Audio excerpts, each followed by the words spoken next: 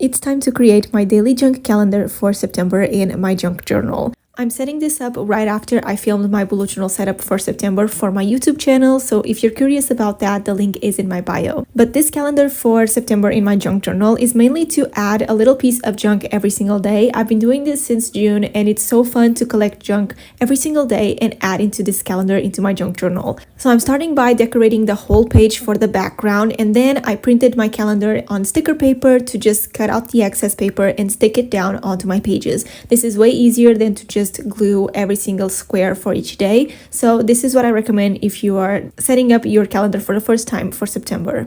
These squares are 2.5 centimeters by 2.5 centimeters. I think it's the good size to fit in my journal and to add junk.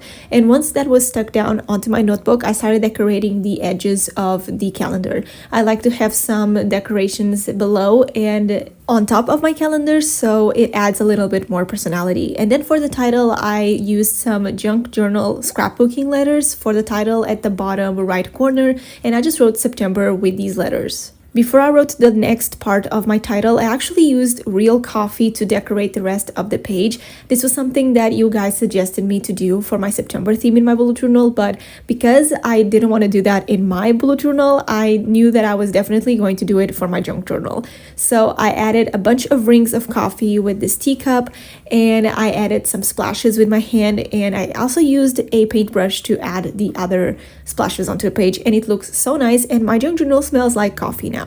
I finished up the page with the rest of the title and more stickers, and my daily junk journal calendar was done for September.